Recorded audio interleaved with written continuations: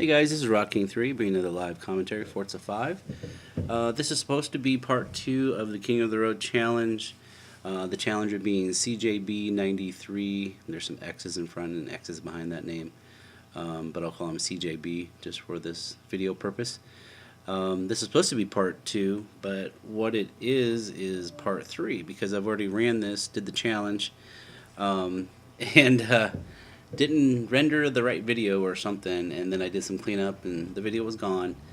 So anyway, I'm redoing the challenge, and this is a C-Class EVO 8 all-wheel drive on Prague full, and the rival on the track is not my time that I did with CJB. I actually was able to beat that in my part 2 challenge. But I did put the closest time. It is 207.065 is actually the time to beat. This was the closest one that was faster than that, so I just threw that one out there. This for those of you that are not familiar with the King of the Road challenge, I ran 10 full laps with the challengers, in this case CJB EVO 8 build and tune that I downloaded directly from his store. And I ran 10 full laps and got the best time. And then I go and build my same car and I try to beat it. I get 5 full laps, and right now I'm on a warm-up lap, so this particular lap doesn't count. But I get 1 warm-up lap and then I get 5 laps to beat that time. The reason why I do more laps with the challengers is because I don't know what's behind the build and I need to get used to how to drive it. So I give a few extra laps because it just makes it a little bit more fair, because I know my car, I know what it's going to do, and it's more or less tailored to my driving style.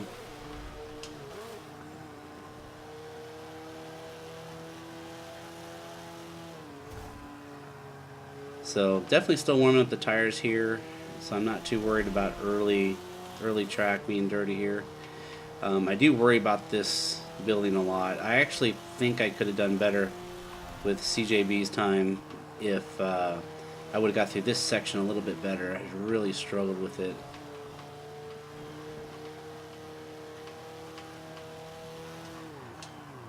Alright, turn. In case you're wondering why I'm shifting so early, this is the rally engine, so I have to shift at about 5,700 RPMs. It's a high horsepower, high early torque engine, but it is not a good revving engine.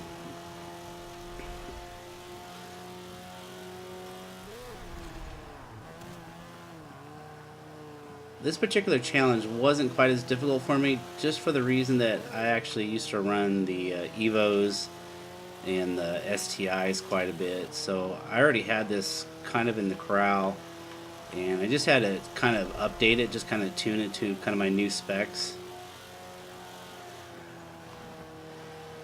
But it didn't take a lot of work on it, and it was already pretty fast. CJB's actually was really fast. I think when I was done with it, it was 208th in the world, which is pretty darn good, especially when you're driving somebody else's tune and you're not necessarily that used to it. Come on, car, turn.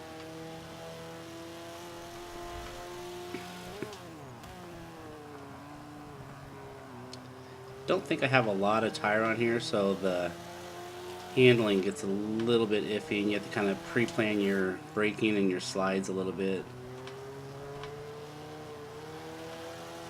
Didn't quite come out of that one the way I wanted to. But you can see I have a little bit of acceleration. Well, I shouldn't say over CJB, because this is not his rival on the track. It's a Honda Civic that I'm racing there. Really, the key here is getting through this building. I'm going to try to tiptoe through early, just to see if I can get through here cleanly. That's not going to work.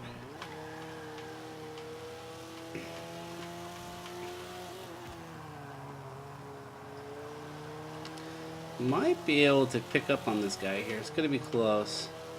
I know I have acceleration over him, but looks like it might take another lap. Yep, could take another lap. Just gotta drive it a little bit better, I think.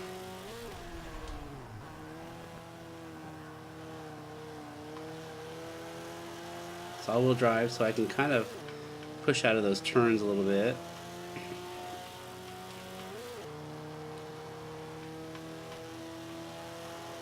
I do like this track a lot too. I've done many laps on here, which is definitely gonna help me. Kind of slowed down a little bit too much there, but it's alright. Take a peek here in a second. Yeah, it's still pretty close.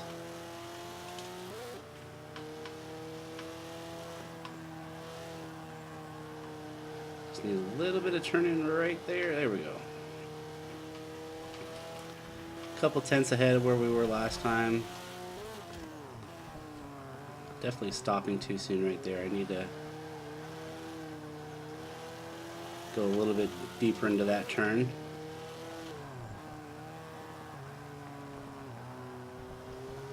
Don't hit that wall. There we go. That's kind of the cut I like to make right there. It just gives me a little bit more momentum.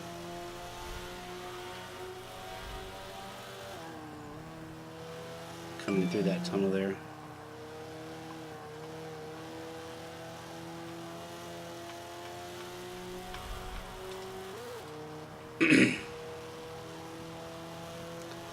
We're a little bit ahead. It's all going to come down to this city again. And I've already started it off pretty bad. And did it again. Almost the same exact thing I did last time. Looks like I'm in a little bit better shape this time.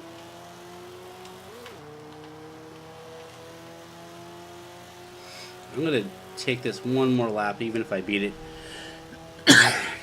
Alright, so I successfully did beat the challenge. But I want to see if I can do a better job here with the lap time. I think I can.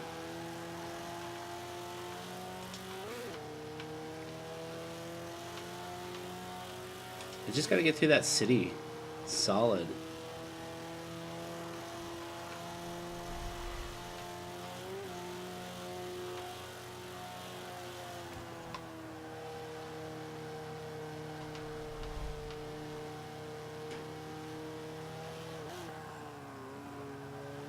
I tightened up the brakes on this car quite a bit, so I'm able to brake a little bit later, which I think will help with my time a little bit too. And, oh, I was gonna say, I just dirtied it, but I didn't. But I just dirtied it on the backside. Eh, no, I didn't.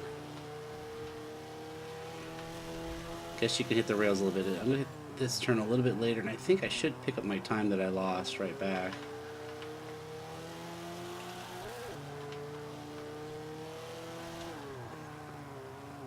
Get to the end of this tunnel. If I can make this turn, yep, there we go. I should make all that time back up.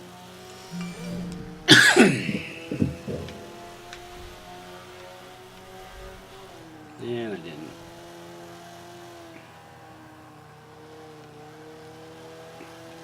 So now that I've botched all these other turns, now I'll make it through the city okay. That's just the way it works.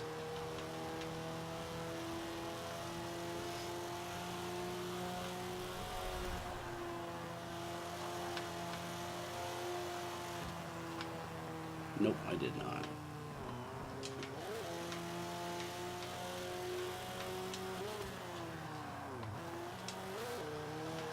It's going to be near the same, I think.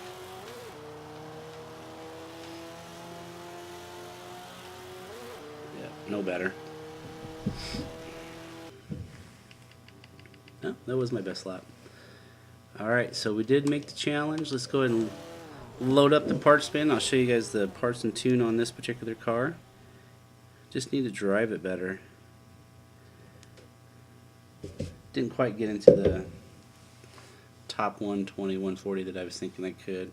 This car definitely could make it there though. Maybe even top 100 if someone drove it really, really well.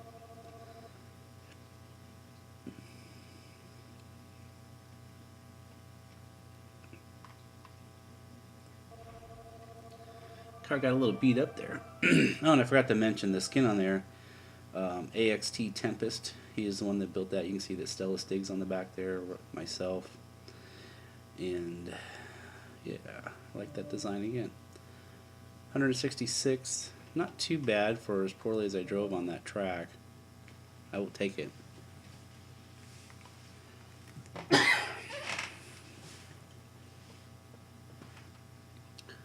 Alright, as soon as this loads up, we'll go straight and we'll start looking at the parts. As always, we will start with the conversions, and there will be an engine conversion on this one. Engine swap's going to be the Rally engine. Again, look at that. Shift points there. 5700 is the shift points. Drivetrain, we stayed with the all-wheel drive. Alright, down to the engine components. All we have is the restrictor plates, and we have the stock full restrictor plate on that one. It's only C-class. We have the race brakes, race springs and dampers, race front and rear anti-roll bar. We have no chassis. Looks like you can gain a couple PIs from that, but it does slow down the acceleration because of the weight gain. We have no weight reduction.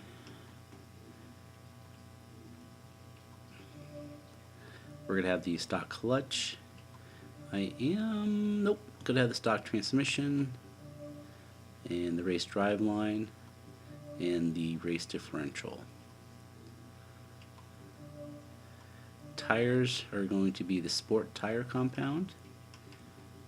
Got a little bit more handling out of that. We're going to have the 245/40s in the front for the upgraded front tire width. We're going to have the full upgraded rear tire width, the 275/35s. The wheels, I didn't check. Oh, look at that. But the Buddy Club P1 Racing QFs, I'm not sure what the equivalent of those are. That's not a typical wheel that I use. We have the R18s in the front. Excuse me.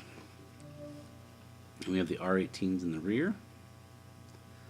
And the only thing left is the front and rear spoilers, and we do have the Forza front and the Forza rear.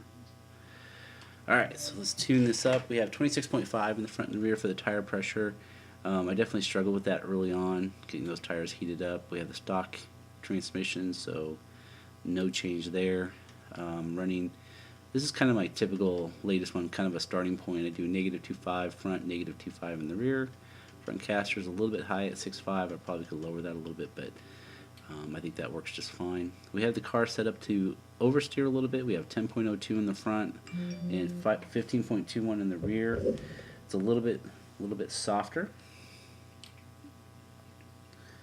We got a little bit oversteer with the springs as well. 498.7, 553.9. It actually is not too bad to have these set up for oversteer with all-wheel drive. It helps you turn it in a little bit more. We have the ride height all the way down. You can see I bottomed out a couple times, so if you're going to run this exact tune, I would probably change that. I did drop the rebound front stiffness a little bit, trying to get the turn in a little bit more at 8.0 and rear at 9.4. This top number is a little bit lower than usual for me. Bump stiffness at 2.6 and 2.5. We stay with the stock arrow at 75, 205. You could probably play with that a little bit if you wanted to. Down to 47% on the brake balance on this car. It seemed to brake a little bit better, and I increased the braking force on it. I was having a hard time getting it stopped fast enough on a couple of those turns. And then that was allowing me to brake a little bit later, which was good. All-wheel drive settings, I haven't done anything with these for quite a while, so I don't really know what the rhyme or reason of some of these are.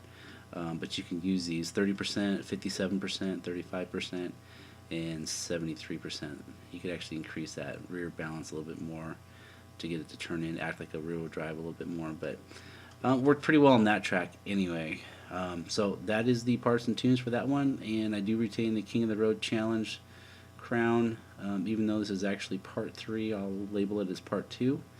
Thanks a lot, CJB 93, for entering, and his tune is out there. You can find his, and I think I saved mine out there as well. If not, I'll go ahead and check it real quick, but you can either build it out or you can save it. Yep, there it is, King of the Road EVO. Alright, thanks a lot for watching, guys. Catch you later.